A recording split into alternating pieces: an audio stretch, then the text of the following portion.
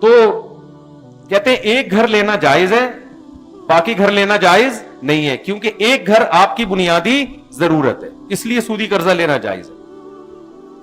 میں نے ان سے کہا, میں نے کہا میرے بھائی ان مفتی اعظم صاحب سے پوچھو کہ یہ بات تو ٹھیک ہے کہ گھر انسان کی بنیادی ضرورت ہے, اور بنیادی ضرورت اگر کوئی قرضہ بغیر سود کے نہ دے رہا ہو تو شدید بنیادی ضرورت میں مجبوری میں بینک سے قرضہ لینے کی بھی گنجائش ہے, یہ بھی ٹھیک ہے.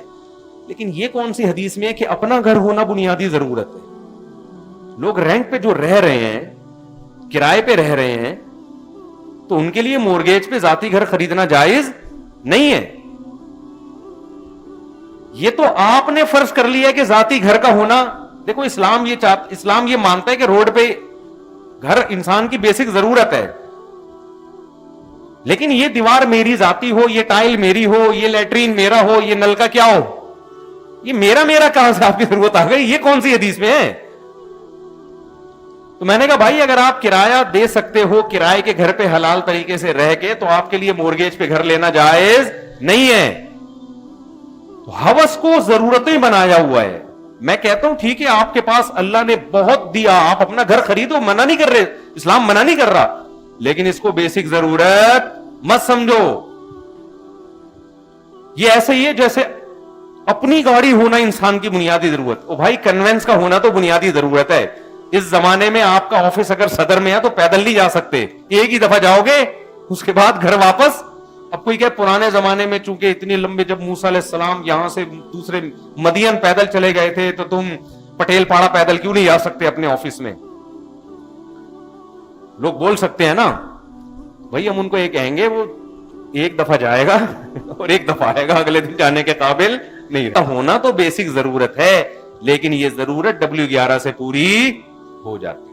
یہ 4K سے 4J سے اگرچہ بہت ڈینجرس, خطرناک, رسکی معاملہ ہے, لیکن اس سے یہ ضرورت پوری بولو نا ہو جاتی ہے.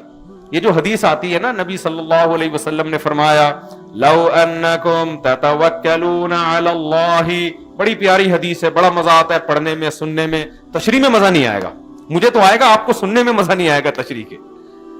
نبی صلی اللہ علیہ وسلم نے فرمایا لو انکم تتوکلون علی اللہ لرزقتم کما ترزق الطیر تغدو خماصا وتروح بطانا. آپ صلی اللہ علیہ وسلم نے فرمایا اگر تم اللہ پہ ایسے توکل کرو جیسے توکل کرنے کا حق ہے. مجھے یاد دلائیے گا, میں 2 فرق بتانے تھے کہ کافر میں اور مسلمان میں فرق کیا ہوتا ہے.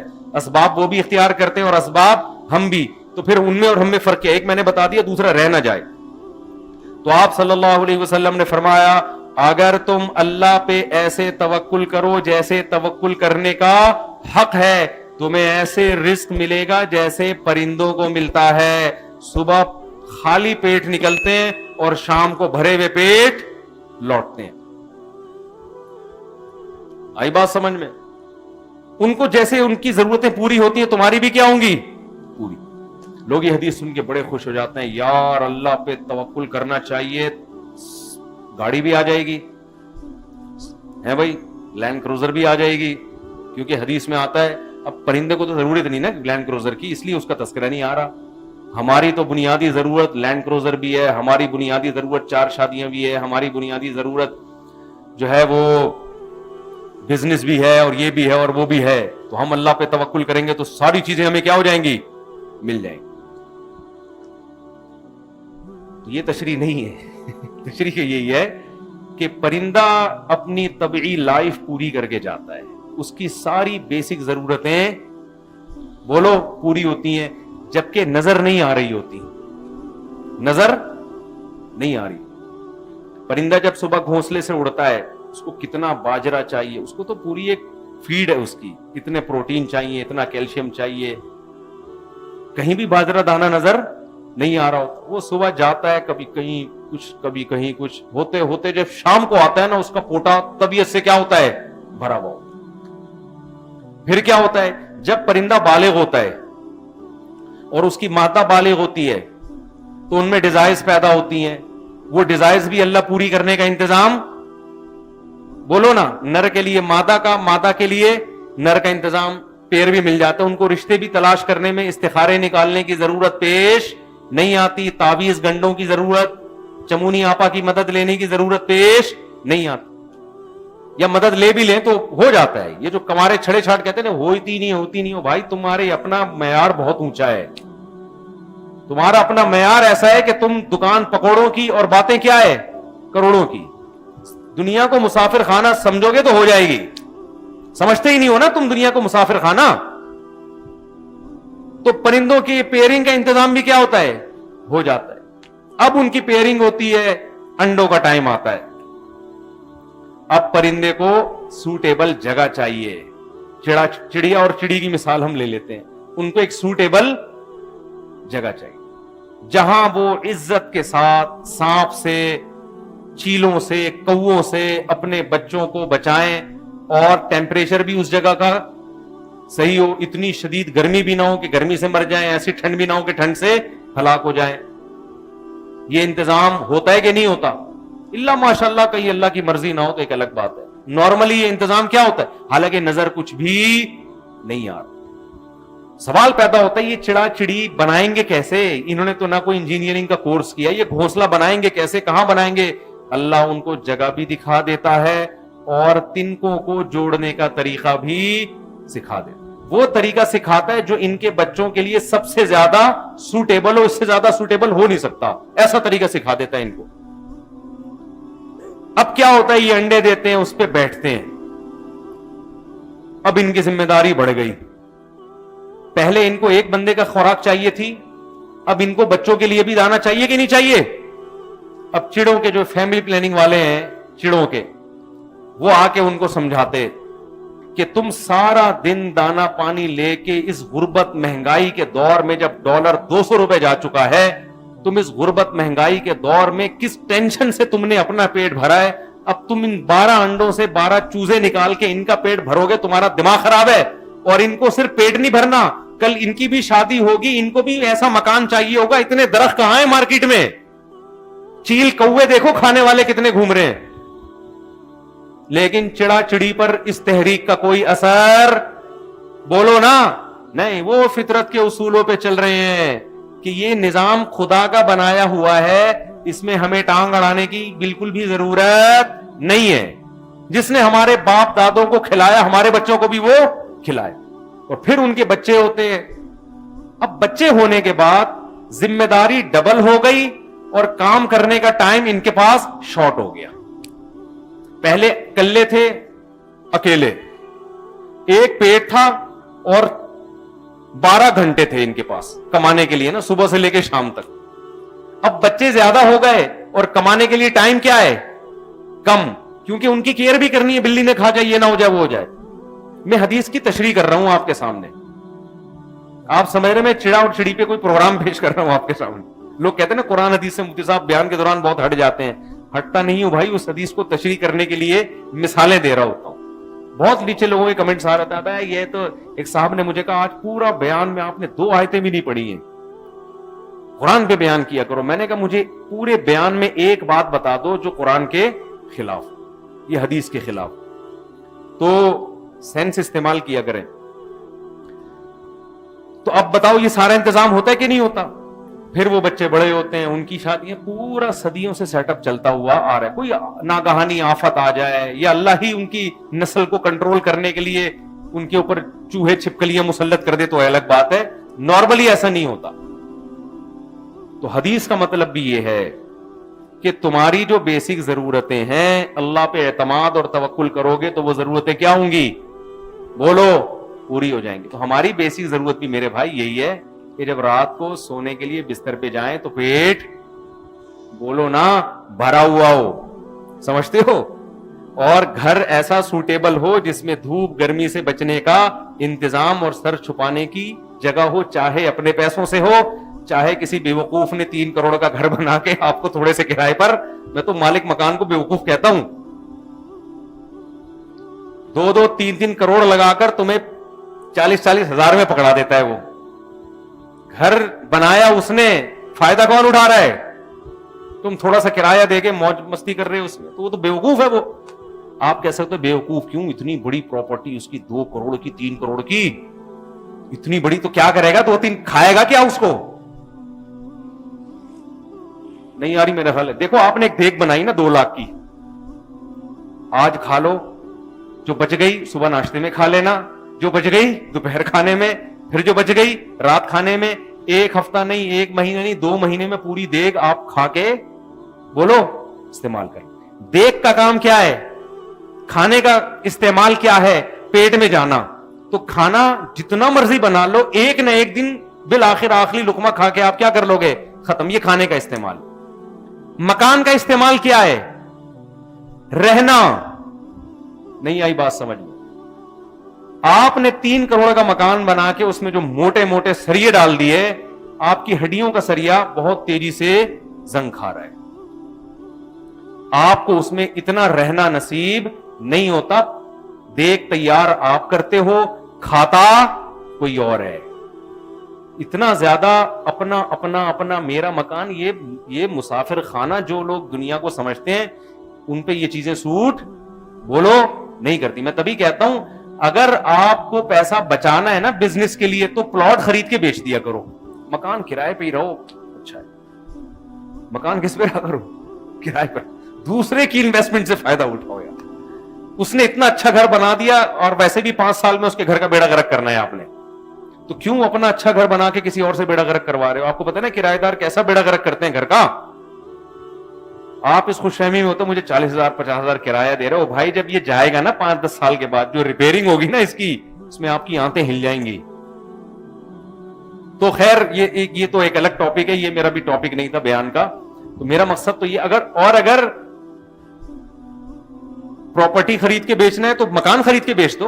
अपना मकान बनाओ इस नियत से, जहां अच्छे पैसे लगेंगे किसी को पहना देंगे हम फौरन, ठीक है ना? रहना वहना नहीं है भाई, मुसाफिर खाना है, मूव ट्रैवलिंग करना है, एक दिन जनाजा उठेगा कब्रिस्तान में चले जाएंगे, तो क्या रहना वहना? ये दीवारों ईंटों से दिल लगाने का बिल्कुल भी नहीं है। और फिर भी बहुत पैसा दिया है तो खा पी के जो बच गया तो चलो यार बच्चों के लिए एक मकान बना दो। हराम नहीं है, नाजायज नहीं है। असल जो मैं बात अर्ज कर रहा था, जल्दी से मैं बात को समेट के खत्म करता हूं, मेरा बयान बहुत लंबा होता चला जाता है। असल जो मैं बात अर्ज कर रहा था कि जब असबाब हमने भी इख्तियार करने हैं और काफिर ने भी इख्तियार करने हैं, तो हम में और काफिर में फिर फर्क क्या हुआ? तो पहला फर्क क्या है? हम नाजायज की तरफ नहीं जा सकते, हम दीन और मजहब को तब्दील नहीं कर सकते। रोजा रखना पड़ेगा, नमाज टाइम पे पढ़नी पड़ेगी, कारोबार का फायदा हो या नुकसान, ऐसी की तैसी। ऐसी तरक्की पे लानत भेजते हम जो आपको खुदा से गाफिल कर दे। गामदी साहब ने फतवा दे दिया कि कल जनाब आपने इम्तिहान देना है तो आप रमजान का रोजा छोड़ सकते हैं, कौम के वसीतर मफाद में। ऐसा कुछ भी नहीं है, रमजान का रोजा आपको रखना पड़ेगा। कौम का मफाद जाए एक तरफ, कुछ भी नहीं होता, रखना पड़ेगा आपको रोजा।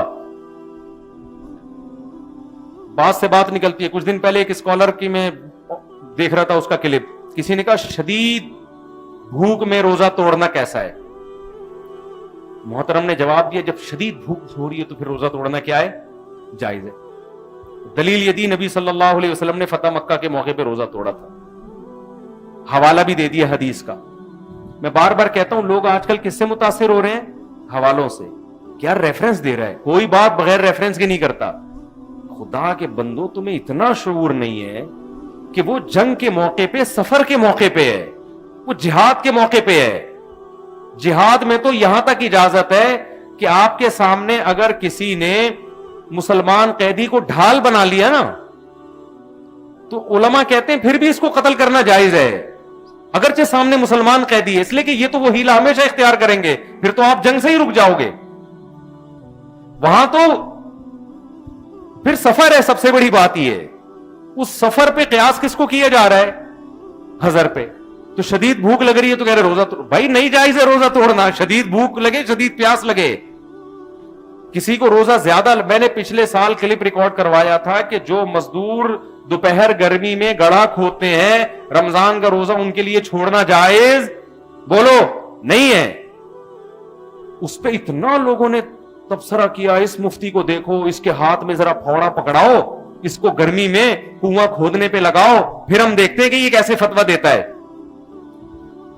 फिर ये भी फतवा देगा कि तोड़ना क्या है? जायज है।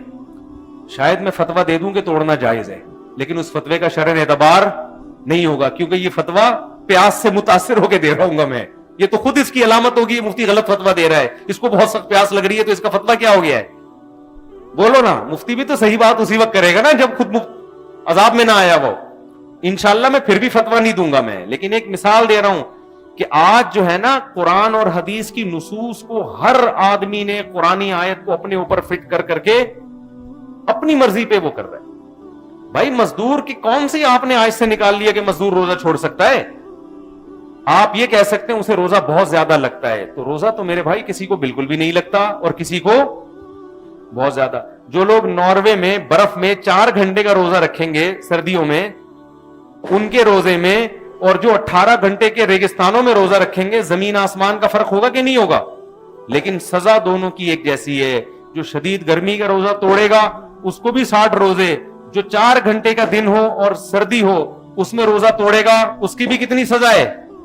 بولو 60 روزے. ہاں شریعت میں اصول یہ ہے کہ اگر کوئی بے ہوش ہونے لگے, مرنے لگے, تو موت سے بچنے کے لیے, بیماری سے بچنے کے لیے روزہ توڑنا جائز ہے. اس میں چاہے وہ مزدور ہو یا وہ گھر میں ایئر کنڈیشن میں آرام سے بیٹھا ہوا ہو, اس میں مزدور اور عام آدمی کا فرق نہیں ہے. تو آج اس نئے فتووں نے کیا کیا ہے, رمضان میں مزدوروں سے روزے چھڑوا دیے.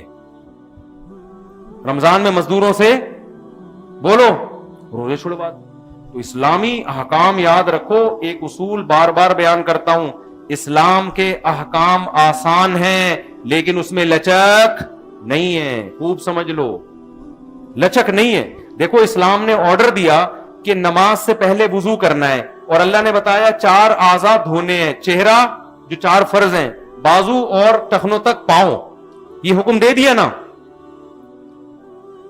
اب آپ کہیں کہ یار میں ساری زندگی تو وضو کرتا آیا ہوں, آج میں عشاء کی نماز پڑھ رہا ہوں, میں نے وضو بھی پورا کر لیا, تھوڑا سا ٹخنا تھوڑا سا خشک رہ گیا ہے معمولی سا, تو چلو ساری زندگی تو پورا ہی وضو کیا ہے اور اب میں عشاء کی نماز پڑھ رہا ہوں تو ٹخنا تھوڑا سا خشک رہ گیا ہے, ایسا بھی نہیں پورا پاؤں نہیں دھویا, تو چلو اتنا کیا ہے مارکیٹ میں بولو چلتا ہے, اتنا چلتا ہے یار. اللہ بہت غفور رحیم ہے, اس پہ تھوڑی میری نا نا نا نا. حدیث میں آتا ہے ویل للعقاب من النار, کسی کی ذرا سی ایڑی وضو میں خشک رہ گئی تو اس پہ جہنم کی آگ سے اللہ جلائے گا اس کو. اس لیے کہ جب وضو کا حکم دے دیا تو اٹ مینز وضو بولو نا کرنا ہے. جب کہہ دیا کہ 4 اعضاء دھونے ہیں تو اس کا مطلب چاروں پورے پورے دھونے, اس میں ایک بال 1 انچ کا کوئی فرق نہیں ہے. میں سمجھا پا رہا ہوں اپنی بات کے نہیں سمجھا پا رہا؟ وہ کرنا پڑے گا آپ کو. اگر وضو کا پانی نہیں ہے چند شرطوں کے ساتھ, تو شریعت کیا کہتی ہے, مٹی پہ ہاتھ مارو تیمم کی نیت سے, 1 دفعہ منہ پہ اور 1 دفعہ بازوؤں پہ. آپ پہ غسل فرض ہے نا, احتلام ہو گیا, نائٹ فال ہو گیا, گندگی میں لتڑے میں, پانی نہیں ہے دھونے کے لیے, اسلام کہتا ہے غسل کی نیت سے آپ نے کیا کرنا ہے, 1 دفعہ ایسے ہاتھ مارنا ہے یوں, اور 1 دفعہ ایسے ہاتھ مارنا ہے, بولو ایسے کیا غسل کی نیت سے. اب آپ نماز پڑھ بھی سکتے ہیں اور پڑھا بھی سکتے ہیں. آپ نے کہا یار آپ یہ تیمم بھول گئے, یا 1 دفعہ یوں کیا آپ نے, یہ والا بھول گئے آپ, اور نماز پڑھ لیا آپ نے. اب آپ کہہ رہے ہو یار ویسے بھی پانی تو ویسے ہی نہیں ہے, یہ 1 دفعہ یوں مارنا بھول گیا تو کیا ہو گیا, اس سے ہوتا کیا ہے, یہ آپ بتاؤ, یہ ہاتھ یہاں پھرنے سے کیا ہے, جراثیم مر جاتے ہیں یہاں پہ, یا یہاں کوئی الگ سے نور کی شعائیں کرنیں آنا شروع ہو جاتی ہیں, یا فرشتے یہاں آرام کرنے آ جاتے ہیں. مٹی ہی تو ہے نا, یوں کرنا ہے ہاتھ, اور پتھر پہ تو مٹی بھی نہیں ہوتی. بعض دفعہ تیمم ایسا ہوتا ہے کہ مٹی لگ بھی نہیں رہی ہوتی ہاتھ, تو صرف اتنا سر رہ گیا تو کیا ہو گیا. کوئی اسکالر اجازت دے گا کہ یار نماز آپ کی ہو گئی؟ بولو نا بھائی, کچھ بھی نہیں ہوا, یہ کرنے سے واقعی کچھ نہیں ہوتا. لیکن جب اسلام نے کہہ دیا تو اب بہت کچھ بولو ہوگا. اس سے میں یہ فلسفہ سمجھانا چاہ رہا ہوں کہ اسلام کے احکام آسان ہے. آسان کا مطلب کیا ہے, اللہ یہ بھی کہہ سکتے تھے ہر نماز میں نہا کے آؤ, مشکل ہو جاتی نا. اللہ یہ بھی کہہ سکتے تھے بازو کہاں تک دھو,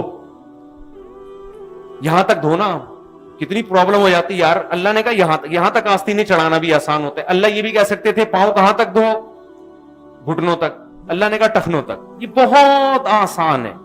پھر اللہ یہ بھی کہہ سکتے تھے پانی نہیں ہے تو بھی پانی ہی سے وضو کرنا پڑے گا. کتنی ٹینشن ہوتی جنگلوں میں, ٹرینوں میں, یار آدمی کیا کرے, ایک مصیبت میں آ جاتا. کتنا آسان کر دیا. پانی نہیں ہے تو کیا کرو, مٹی ہر جگہ میں میسر ہوتی ہے. مٹی نہیں ہے, جو مٹی کی جنس میں سے ہے, پتھر ہے, وہ بھی ٹھیک ہے. آسان کر دیا. لیکن اس آسان میں آپ کو مزید ایڈیشن کی اجازت بولو نہیں. اسی طرح اسلام نے روزے کو آسان کیا. اللہ نے کہا جب رمضان کا مہینہ آئے تمہیں روزہ رکھنا پڑے گا. اللہ نے 2 آسانیاں کر دی. فمن کان منکم مریضا, بیماری میں چھوڑ سکتے ہو, اور سفر میں. تیسری اللہ نے اجازت نہیں دی کا مطلب پتہ ہے کیا ہے؟ تیسرا کوئی دنیا میں فرد نہیں ہے جس کو رمضان کا روزہ چھوڑنے یا توڑنے کی اجازت. تبھی فقہائے کرام چونکہ دین کو صحیح سمجھتے ہیں, اصول پڑھے ہوئے ہوتے ہیں انہوں نے, فقہا کہتے ہیں ایک دفعہ حضرت مولانا یوسف لدھیانوی شہید رحمت اللہ علیہ سے کسی مزدور نے مسئلہ پوچھا کہ میں بلوچستان میں کوئلے کی کان میں کام کرتا ہوں رمضان میں, اور میں رات میں یہ کام کر نہیں سکتا, دن میں چھوڑوں گا تو میری دہاڑی جائے گی, میرے گھر کا چولہا کیسے جلے گا, اور یہ کام مجھے کب کرنا ہے؟ رمضان میں بھی کرنا ہے, کیونکہ دہاڑی چلی جائے گی میری. اس نے کہا کوئلے کی کان میں ایک دفعہ جانے کے بعد آدمی نکلتا ہے تو بدحواس ہو جاتا, اتنی شدید پیاس لگتی ہے, کیا میرے لیے روزہ چھوڑنا جائز ہے؟ آج کے اسکالر ہوتے فوراً کیا کہہ دیتے, یار ایسی مجبوری میں کیا ہے, جائز ہے. مجبوری ایکچولی ٹوپی ڈرامے گھما دیتے. حضرت مولانا یوسف لدھیانوی شہید رحمۃ اللہ نے جواب دیا جنگ اخبار میں, ہم بچپن میں پڑھا, اب تو پھر ہم نے بعد میں فقہا کو دیکھا کتابوں میں بھی یہی لکھا ہے. انہوں نے کہا نہیں بھائی آپ روزہ بولو نہیں چھوڑ سکتے, روزانہ رکھنا پڑے گا, بشرطے کہ آپ مسافر نہ ہو. اگر 15 دن ٹھہرنے کی نیت ہے, نہیں ہے تو پھر تو مسافر ہیں. پھر کریں کیا بھائی, ہمارے تو مرنے لگتے ہیں. انہوں نے کہا جب مرنے لگے توڑ دیں روزہ. کیا کریں بولو نا, توڑ, روز رکھیں اور روز توڑیں. اب آج کل کے جدید اسکالرز تو علماء پہ اعتراض کریں گے, ابے یہ دین کو تماشا بنا لیا انہوں نے, روز رکھوایا, دین کا مذاق بنا لیا انہوں نے, روز رکھ کے جب روز توڑوانا ہی ہے تو رکھوانے کی ضرورت کیا ہے؟ اسلام ایکچولی ایک وسیع, وہ ٹوپی ڈرامے چل رہے ہیں نا آج کل, میں تو دیکھ رہا ہوتا ہوں نا, اسلام ایکچولی ایک وسیع مذہب ہے. اسلام تو اللہ تو غفور الرحیم ہے. یہ مذاق بن جائے گا روز رکھوا کے روز توڑوانا, یہ کیا بھائی جان, یہ مذاق نہیں بنے گا. رکھنے کا حکم اس لیے دے رہے ہیں کہ اللہ نے مسافر کو چھوڑنے کی اجازت دی اور بیمار کو. یہ نہ مسافر ہے اور نہ بیمار. اور رہا یہ مسئلہ جب ناقابل برداشت کا مطلب نہیں پیاس برداشت نہیں ہو رہی, اتنی کہ اب خطرہ ہے کہ بے ہوش نہ ہو جاؤں, شوگر لیول کہیں ڈاؤن ہو گیا, مر نہ جائے, کچھ ایسا مسئلہ نہ ہو جائے, جہاں ذرا صحیح خطرہ ہو فوراً کیا کرے گا, نہ صرف جائز بلکہ توڑنا واجب ہے. نہیں توڑے گا گناہگار ہوگا. روز رکھ کے روز توڑ دے, رکھنے کا بھی ثواب اور توڑنے کا بھی ثواب. پھر جب دن چھوٹے ہو جائیں قضا کرے. بات سمجھ میں آ رہی ہے بات کہ نہیں آ رہی ہے؟ تو دین کا بھی بیڑا غرق. نئے نئے اسکالرز آ گئے ہیں, پراپر پڑھا نہیں جا رہا ہے. دینی مسائل ڈاکٹروں سے پوچھ رہے ہیں, انجینئروں سے پوچھ رہے ہیں, سائنسدانوں سے پوچھ رہے ہیں, جنہوں نے یونیورسٹیوں میں ساری زندگی پروفیسر رہے, سائنس پڑھائی ہے, وہ آج مذہبی اسکالر بنے ہوئے ہیں. کوئی ہمارے سابق صدر ریٹائر ہوتے ہی تفسیر لکھ لی انہوں نے. ارے بھائی تم ساری زندگی سیاست میں رہے, اب ریٹائر ہو کے تم قرآن کی تفسیر کیسے؟ قرآن کیا بچوں کا کھیل ہے یار, کوئی بھی اٹھ کے تفسیر لکھ دے اس کی. اور میڈیکل سائنس کی باتیں کون کر رہے ہیں؟ دیندار لوگ. وہ کون کر رہے ہیں؟ آپ یوٹیوب پہ دیکھ لو, بڑی داڑھی ہوگی, پیاز کے فائدے بتا رہا ہوگا بیٹھ کے.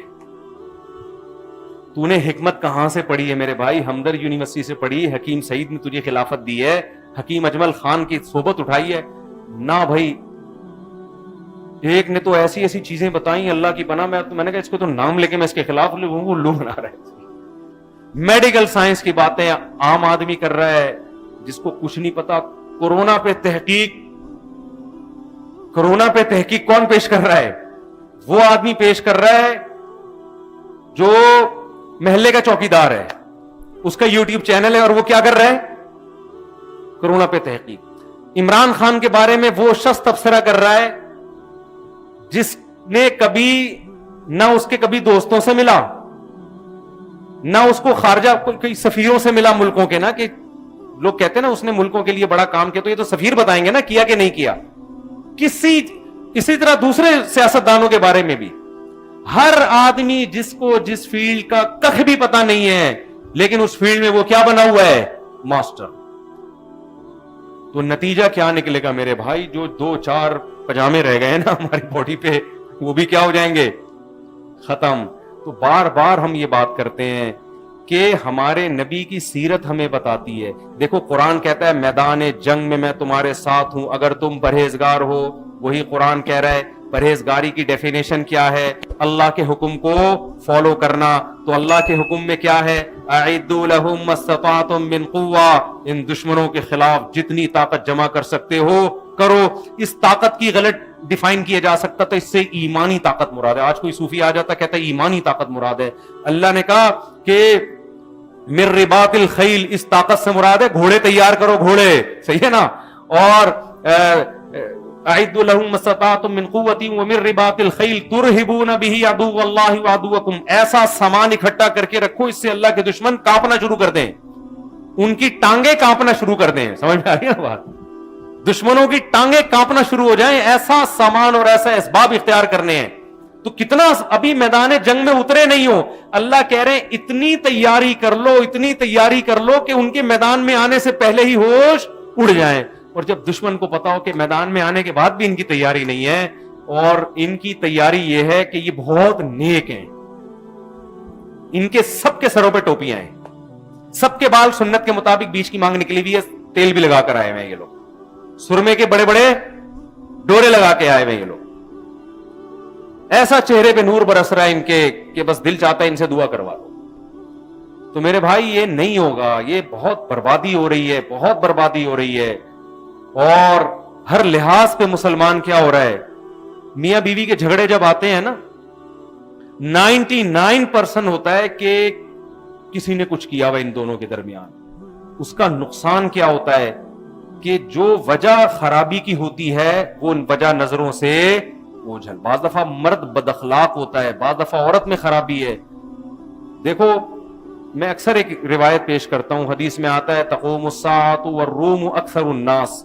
قیامت قائم ہوگی مگر رومی پھر بھی دنیا میں زیادہ ہوں گے. یہ روم جو ہے نا انگریز ہیں. صحابہ کی اور تابعین کی بڑی لڑائیاں ہوئی تھیں انگریزوں سے. ان کے جو باپ دادے ہوا کرتے جن کو رومی کہا جاتا تھا، یہ اسی کلر کے ہیں ہمیشہ سے. ان کے کلر ہمیشہ سے ایسے ہی ہیں. قرآن میں بھی ان کے کلر کا اشارہ ملتا ہے. جب نبی صلی اللہ علیہ وسلم نے رومیوں سے لڑنے کا ارادہ کیا نا تو ایک منافق نے کہا کہ ان کی عورتیں گوری ہوتی ہیں، خوبصورت ہوتی ہیں، میں وہاں جاؤں گا بدنظری ہوگی، فتنے میں مبتلا ہو جاؤں گا، لہذا میں نہیں جا رہا.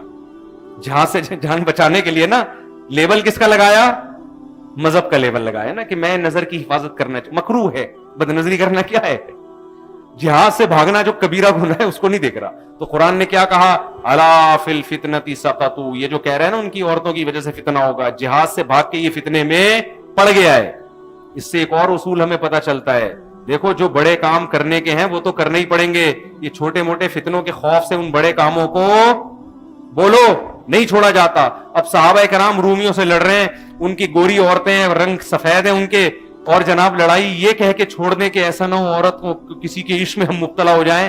تو یہ فتنہ بڑا ہے یا وہ جو تمہیں کاٹ کے کھا جائیں گے وہ فتنہ بڑا ہے؟ ایک صاحب مجھے کہنے لگے میں آفس میں جاب کرتا ہوں، وہاں لڑکیاں آتی ہیں، بدن فتنے کا اندیشہ میں جاب چھوڑ رہا ہوں. میں نے کہا میرے بھائی جب تو گھر میں بھوکا ننگا سوئے گا نا اور تیرے باپ کی طرف سے جو تجھے فتنہ ہوگا، اور جب تجھے چپت پڑے گی نا چاروں طرف سے، اور اگر شادی شدہ ہے تو تیری بیوی تھوڑے دن میں بھاگ جائے گی، جو ایک حلال راستہ تھا وہ بھی کیا ہو جائے گا؟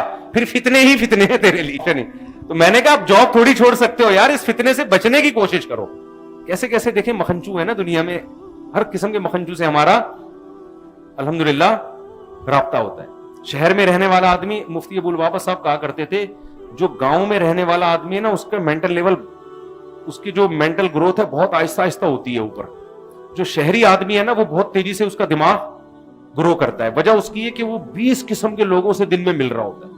یہ مزدور ہے، یہ چوکیدار ہے، یہ بریگیڈیئر ہے، یہ کرنل ہے، یہ جج ہے، یہ وکیل ہے، یہ دیوبندی ہے، یہ ہری پگڑی والا، یہ گرین پگڑی والا، یہ اہل حدیث ٹوپی والا، یہ بغیر ٹوپی والا. اہل حدیث کی بھی کتنی قسمیں ہیں، یہ دیوبندی حیات النبی والا، یہ دیوبندی ممات النبی والا، یہ قبر پہ سلام کا قائل ہے، یہ قائل نہیں ہے، ہے نا. ہمارا تو دن بھر نا 20-25 قسم کے لوگوں سے واسطہ پڑتا ہے. یہ عمران خان کا حامی ہے، یہ مولانا فضل الرحمان، یہ JUI کا ہے، یہ PTI کا ہے، یہ فلانے کا، یہ ڈمکانے کا. ایک کھچڑا پکا ہوتا ہے پھر جناب کھڈے آ رہے ہیں, اس کی ساس ظالم ہے, اس کی جٹھانی نے کچھ کر دیا ہے, یہ روحانی عاملوں کا ڈسا ہوا ہے, اس کے مسائل الگ ہیں. آپ بتاؤ, جب اتنے کھچڑے پکتے ہیں, یا تو آدمی بالکل ہی باولا ہو جاتا ہے, یا اس کا مینٹل لیول بولو یا بہت اونچا چلا ہے, یا تو بالکل ہی کیا ہو جائے گا. تو مجھے بھی لگتا ہے کہ یا تو میں دنیا کا ذہین ترین انسان بن جاؤں گا, یا تھوڑی بہت جو میری کھوپڑی ہے, یہ ڈاکٹر عامر لیاقت جیسا اللہ نہ کرے, اللہ ان کو سیدھے راستے پہ چلائے, بیچارے کو ٹھیک کر دے. مجھے تو ترس آ رہا ہے اس کے اوپر. بالکل ہی لوگ کہہ رہے ہیں میں نے مروایا ہے, لوگ کہہ رہے ہیں کہ مفتی صاحب نے شادیوں کے مشورے دیے نا, اس کا یہ نتیجہ نکلا ہے. دیکھو پہلے بھی یہ گڑبڑے کرتے تھے عامر لیاقت صاحب, لیکن دماغ کی سیٹنگ آؤٹ نہیں ہوئی تھی. جب سے شادیاں کی ہے نا, اب اوپر کی سیٹنگ کیا ہو گئی ہے, سیٹنگ کیا آؤٹ ہو گئی.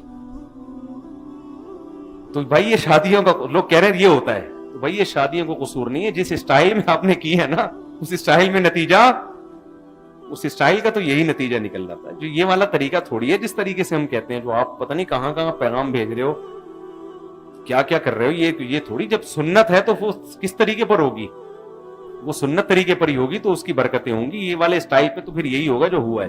تو خیر, تو دو فرق ہیں میرے بھائی اسباب اختیار کرنا ہے. پہلی بات تو یہ ہے کہ مسلمان حرام اسباب اختیار بولو نہیں کرتا, پہلی بات. دوسری بات یہ ہے کہ مسلمان اسباب انگریز سے بھی زیادہ اختیار کرتے ہیں, جیسے ہمارے نبی نے کیے. پوری سیرت ہے, گراؤنڈ ریئلٹی کو دیکھ کر فیصلہ کیا, کہاں صلح کرنی ہے, کہاں جنگ کرنی ہے, کہاں جنگ کو ٹالنا ہے, کہاں اپنے ساتھی کسی منافق کو قتل کرنا ہے, کہاں منافق کو قتل نہیں کرنا, کہاں بڑے سے بڑے بدماش کو برداشت کرنا ہے.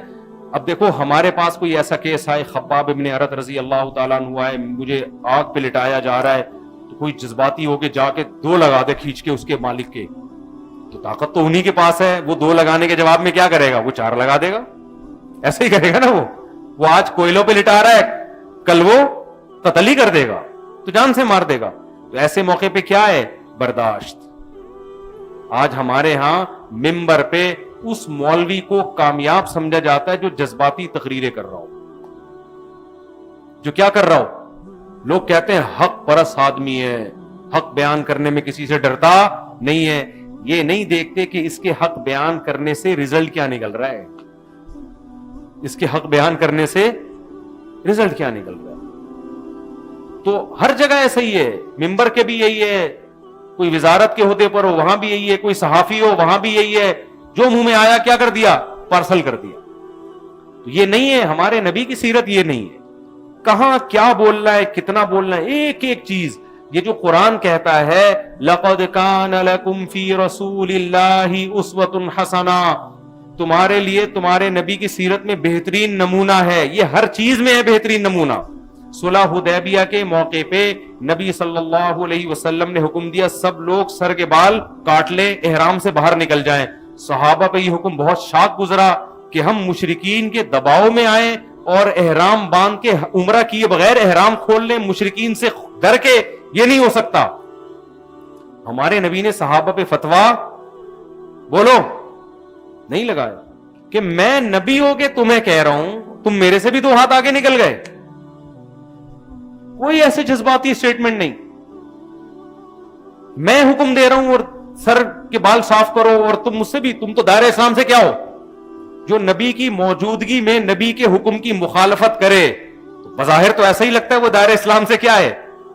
گویا وہ یہ بتانا چاہ رہا ہے کہ آپ سے زیادہ کون اچھا سمجھتا ہے, ہم زیادہ صحیح سمجھتے. حضرت عمر بھی بال کاٹنے کے لیے تیار, سوائے حضرت ابو بکر کے. سارے کیا ہیں, کوئی بھی نہیں سر منڈانے کے لیے تیار. تبھی جو صحابہ کے خلاف ہے نا, وہ اس حدیث سے صحابہ پہ کیا کرتے ہیں, طنز. لیکن نبی طنز بولو نہیں کر. کیوں, نبی میں تحمل ہے. نبی دیکھ رہے ہیں کہ یہ میرے حکم کی مخالفت تو ہے, مگر اس مخالفت کی بیس میرا انکار نہیں, غیرت ہے. یہ سمجھ رہے ہیں میرے بارے میں کہ شاید میں ان کی رعایت میں مشرکین سے دب گیا ہوں, ان کے خیال میں تو ہم دبنے والے لوگ نہیں ہیں, ہم تو کٹنے والے لوگ ہیں. فوراً فتویٰ نہیں لگایا. آج دیندار لوگ کتنی جلدی کسی پہ گستاخی کا فتویٰ لگا دیتے ہیں. کیسے گستاخیوں کے فتوے, کیسے فوراً جو ہے نا دائرہ اسلام سے خارج ہونے کے فتوے, اس کا رزلٹ کیا نکل رہا ہے, اس کا نتیجہ کیا نکل رہا ہے, کچھ بھی نہیں دیکھا جا رہا.